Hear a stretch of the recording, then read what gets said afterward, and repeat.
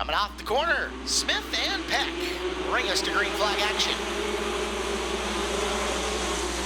Shane's got the bite on the bottom.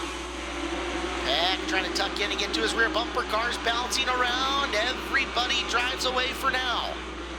Thompson off the pace. She'll pick it back up. They're green for the time being. A couple of drivers pushing wide off the corner. Chris Cords, a little bit squirrely, but figured it out.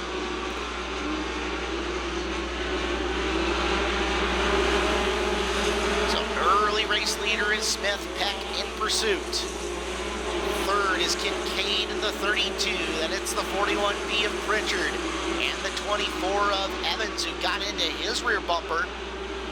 Evans pulls the tear off, gets back after it. Pritchard not going to shake a veteran that easily, as he got her straightened back out and hangs on to fourth. Shane Smith could have this on easy mode, at least for the time being. He is stretching over Alex Peck. Meanwhile, here is Evans in the battle for fourth with two purple and white cars. Evans starts the corner high, apexes it, diamonds the turn off, and he has a nice run underneath of Pritchard. Can Pritchard fend him off? Brad gives him plenty of space down to the bottom. It's a classic Nick Evans move to go from fifth to fourth.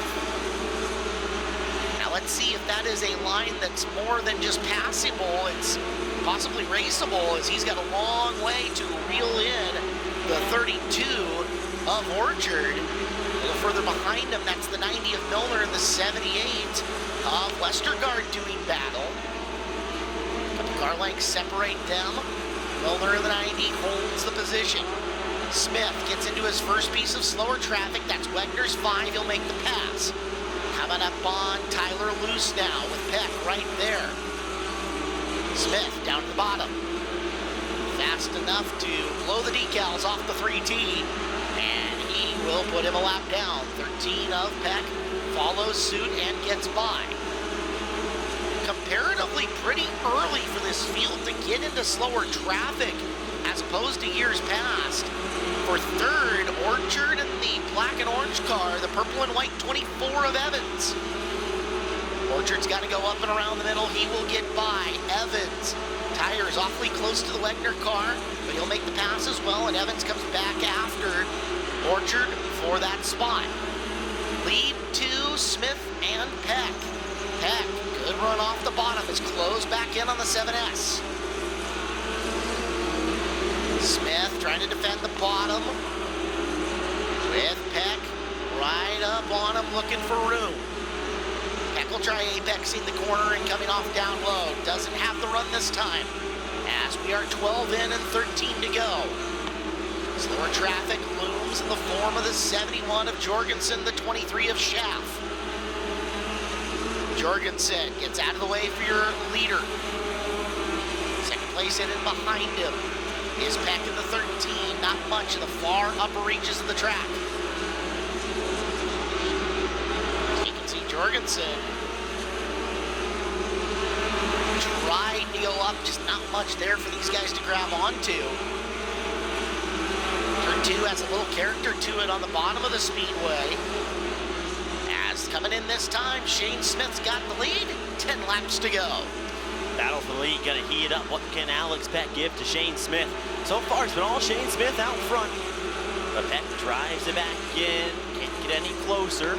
Gonna have some lap traffic in behind to look farther back in the field as battles rage on everywhere on Skagit Speedway. Nick Evans coming around, trying to work his way through lap traffic. Ryan Orchard right in front of him.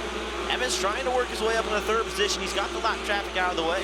What can he do now with Ryan Orchard right in front? 16 laps into this one, 25 laps the total distance here.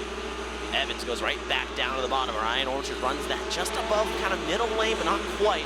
Some contact made farther up. Orchard holds on, with Evans right there in hot pursuit.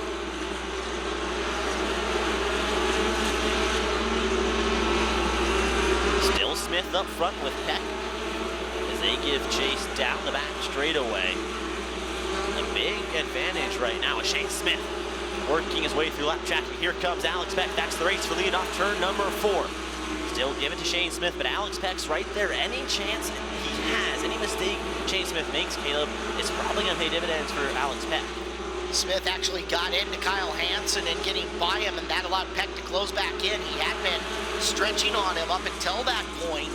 His lap traffic has sequenced out pretty nicely, though, for your lead two. Again, the bottom of turn number 2 has character, and that's where gaps have been widened and closed over these final few laps. They run the same line through 3 and 4. That allows Smith to pull away his gap, 0.475 over Alex Peck. But Peck gets a little bit closer through the bumps that Caleb was talking about through 1 and 2, but can't do anything of it as Smith pulls back away down the back straightaway. Peck picks up the front end in 3, drops it back down through turn 4. Nick Evans has gotten past Ryard Orchard, but he is a long ways from being a factor here in this one. Smith, coming into 2 to go, will get underneath Dave Mills, and Alex Peck almost up on his rear bumper as we have the 2 to go mark hitting right now. Peck's right there, wash, rinse, and repeat. Feels like he's probably been here time and time again, just can't quite get close to Smith. Smith bobbles, that's going to give Peck a chance, but Peck bobbles out of 2 as well. Back down into turn 3 they go. What can Peck do? Gets a little closer on the exit of turn 4.